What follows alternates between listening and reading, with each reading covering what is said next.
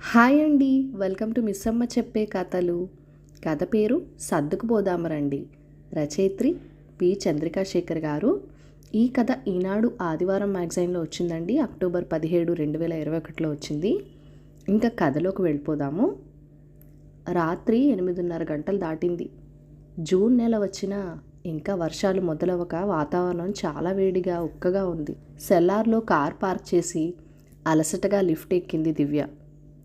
ఒక్క నిమిషం నిలబడితే చాలు, కళ్ళు మూసుకుపోతున్నాయి. ప్రాజెక్టు చివరి దశకి వచ్చేసింది అని ఊపిరి తీసుకునేలోపు అనుకోకుండా ఒక ఇష్యూ వచ్చింది. 2 రోజుల నుంచి టీం అంతా ఆ పని మీదే శ్రమిస్తున్నారు. చివరికి అది ఆ రోజు కొలిక్కొచ్చింది.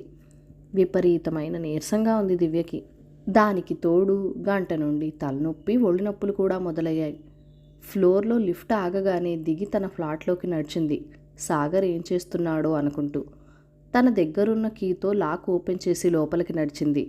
సాగర్ హాల్లోనూ బెడ్రూమ్లోనూ కూడా లేడు. సిటౌట్లోకి వెళ్ళింది దివ్య. అక్కడ తన పెయింటింగులకు మెరుగులు దిద్దుతూ దివ్య రాకని కూడా పట్టించుకునే స్థితిలో లేడు సాగర్. చిన్నగా నిట్టూరుస్తూ లోపలికి నడిచింది. వేడి నీళ్లతో స్నానం చేసి నైట్ డ్రెస్ వేసుకుని రాగానే కొద్దిగా రిలీఫ్ అనిపించింది. జుట్టుకు క్లిప్పు పెట్టుకుంటూ డైనింగ్ టేబుల్ దగ్గరికి నడిచి గిన్నెలో మూత తీసి చూసింది. పొద్దున్న పెట్టిన ఐటమ్స్ అన్నీ అలాగే ఉన్నాయి. కూరలన్నీ ఓపెన్ చేసి వేడి చేసి రైస్ కుక్కర్ మళ్ళీ స్విచ్ ఆన్ చేసింది. సాగర్ లంచ్ కూడా చేయలేదన్నమాట. ఉసూరుమనిపించింది. అన్నీ టేబుల్ పైనే సర్ది మళ్ళా సాగర్ దగ్గరికి వెళ్ళింది దివ్య. ఇంకా అదే భంగిమలో ఉన్నాడు అతను. ఇంట్లో తన ఉనికిని అతన్ని ఏమాత్రం డిస్టర్బ్ చేయలేదన్నమాట. సాగర్ గట్టిగా పిలిచింది దివ్య. అప్పుడు ఈ లోకంలోకి వస్తూ హాయ్ హాయ్ దివ్య చెప్పు తల తిప్పకుండానే అడిగాడు సాగర్. భోజనం చేద్దావురా, నువ్వు లంచ్ కూడా చేయలేదు పిలిచింది. సారీరా, ఇంకో గంటలో నా పని అయిపోయాక తింటాను, నువ్వు తినే చెప్పాడు సాగర్. అది కాదు అంటూ దివ్య ఏదో చెప్పబోతుండగా మొబైల్ రింగ్ అయింది. సాగర్ ఫ్రెండ్ అనిల్ కాల్ చేస్తున్నాడు. ఫోన్ లిఫ్ట్ చేసి హలో అనిల్, ఎలా ఉన్నావు అంది దివ్య. నేను బాగానే ఉన్నాను, కానీ ఏమైపోయాడు వీడు? పొద్దుటి నుంచి కాల్స్ చేస్తున్నా లిఫ్ట్ చేయడే.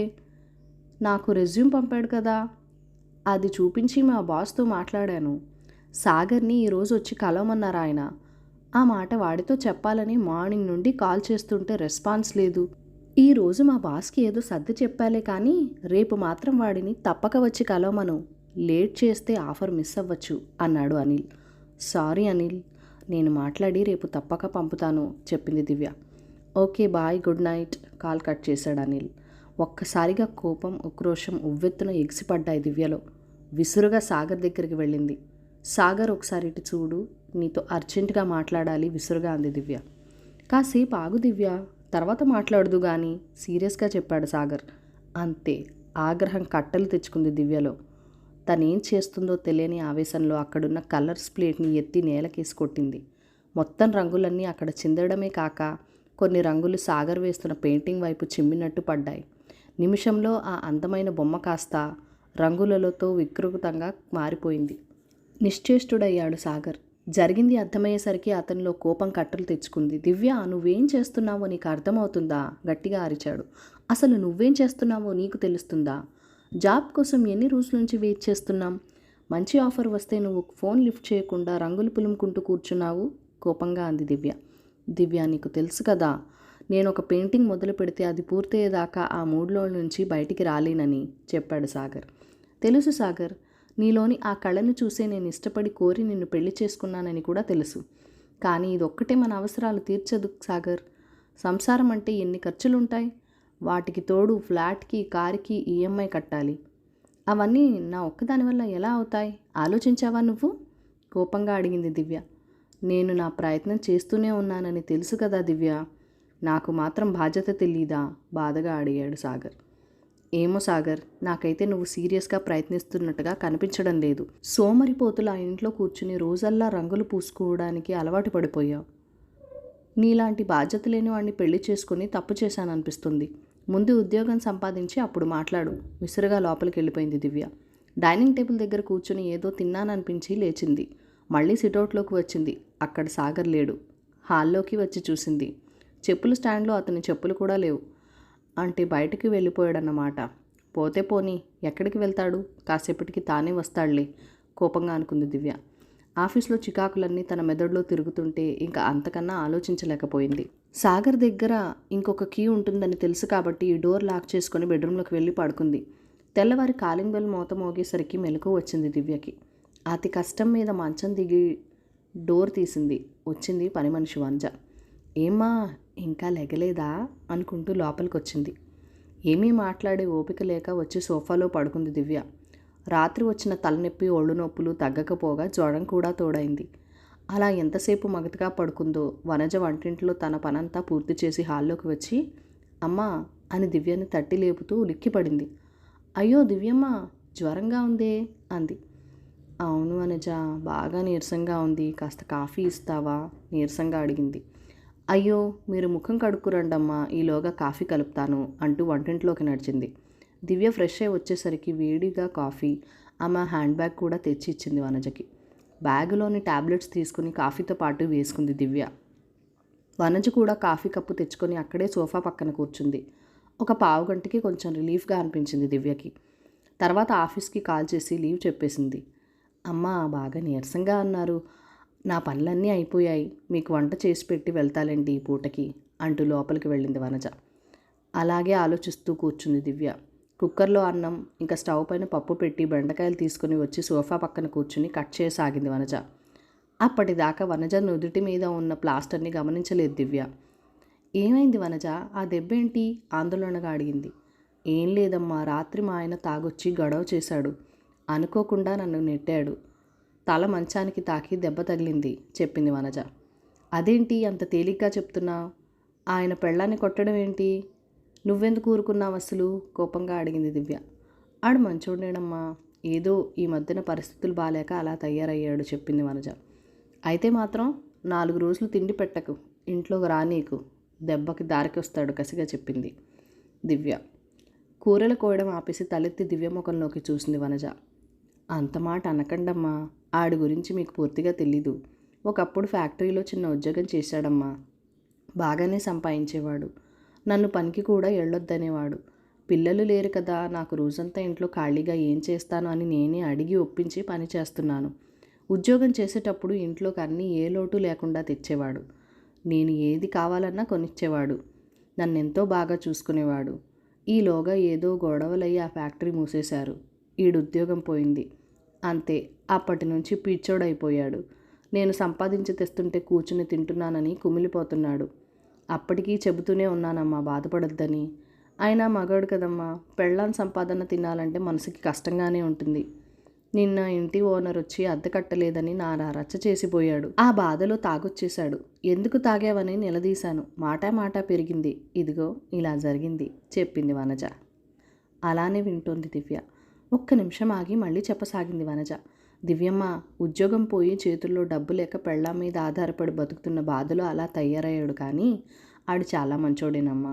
ఈ 8 ఏళ్లలో నన్ను పల్లెత్తు మాట అనలేదు. మత్తు దిగాక నా దెబ్బ చూసి కన్నీరు పెట్టుకున్నాడు. డాక్టర్ దగ్గరికి తీసుకెళ్ళి మందిప్పించాడు. ఆడి బాధను అర్థం చేసుకోకుండా నేను కూడా ఆడిని సతాయిస్తే ఆడేమైపోవాలి? మొగుడనేవాడు సుఖంలోనే కాదు కష్టంలోనూ మొగుడే కదమ్మా. కష్ట సుఖాలు ఒకరికొకరు పంచుకోకుంటే ఎలా?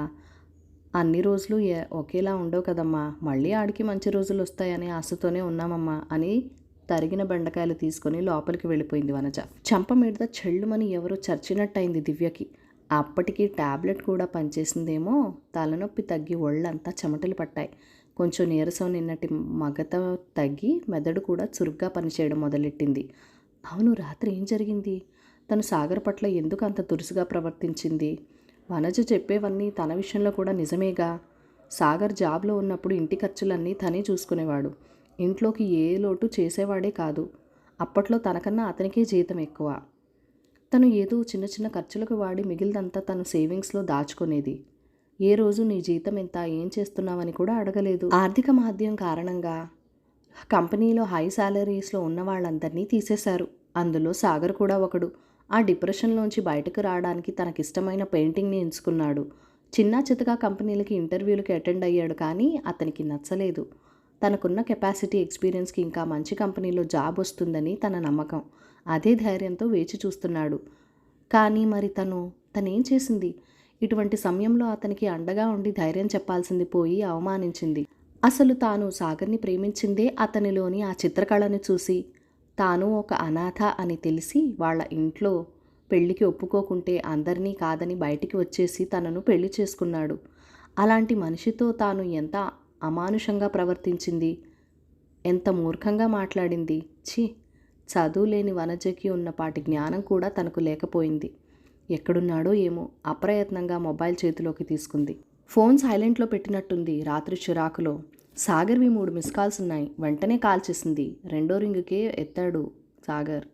హలో దివ్య, ఫోన్ తీయకపోతే నా మీద కోపం తగ్గలేదనుకున్నా. సారీరా, రాత్రి పాప నువ్వు వర్క్ టెన్షన్లో ఉండి ఎంత అలసిపోయి వచ్చావో. నీ చిరాకుని అర్థం చేసుకోకుండా నిన్ను బాధ పెట్టాను. నేను చేసింది తప్పే. ఇప్పుడే అనిల్తో వాళ్ళ ఆఫీస్కి వెళ్తున్నాను. రాత్రి వాడి దగ్గరే ఉన్నాను. పొద్దున్నే లేస్తూనే రాత్రంతా నేను ఇంటికి రాలేదని నువ్వెంత కంగారు పడతావో అని కాల్ చేశాను. ఇంకా ఏదో చెప్తున్నా సాగర్ మాటలకు అడ్డుపడుతూ, సాగర్, రాత్రి భోజనం చేశావా? థ్యాంక్ గాడ్, నువ్వు సేఫ్గానే ఉన్నావు కదా. ఇంటర్వ్యూ అవన్నీ తర్వాత చూసుకుందాం, కానీ నువ్వు ముందు త్వరగా ఇంటికి రా. నేను లీవ్ పెట్టి ఇంట్లోనే ఉన్నాను. చిన్న చితక ఉద్యోగాలు, తక్కువ జీతాలు నీకు నచ్చని చోట రాజీ పడి పని చేయాల్సిన అవసరం లేదు. నా సేవింగ్స్ ఉన్నాయి ప్రస్తుతానికి. కొన్నాళ్ల వరకు మనకు ఎలాంటి ఇబ్బంది లేదు. నీ అర్హతకు తగిన జాబ్ దొరికినప్పుడే చేద్దు కానీ. నేను నా ప్రవర్తనకి నీకు సారీ చెప్పాలి. ప్లీజ్ వెంటనే ఇంటికి రా సాగర్, అర్థింపుగా చెప్పింది దివ్య. ఏమైంది దివ్య, లీవ్ ఎందుకు పెట్టావు? ఒంట్లో బాగాలేదా? నేను అసలు నీకు రాత్రి ఫోన్ చేయాల్సింది, పొరపాటు చేశాను. సరే ఇప్పుడే బయలుదేరుతున్నా అంటూ కాల్ కట్ చేశాడు సాగర్. అమ్మగారు, వంట పూర్తయింది, నేను వెళ్ళొస్తా అంటూ వచ్చింది వనజ. అప్రయత్నంగా వనజ 2 చేతులు పట్టుకొని థ్యాంక్స్ వనజ అంది దివ్య. చిత్రంగా చూస్తూ బయటకు నడిచింది వనజ. ఆమెను పంపి తలుపు వేసి హుషారుగా లోపలికి నడిచింది దివ్య. మబ్బులు వెలసిన ఆకాశంలా ప్రశాంతంగా నిర్మలంగా ఉంది ఇప్పుడు ఆమె మనసు. సాగర్ వచ్చేలోపు స్నానం చేసి అతనికి ఇష్టమైన డ్రెస్ వేసుకుని రెడీ అవ్వాలి.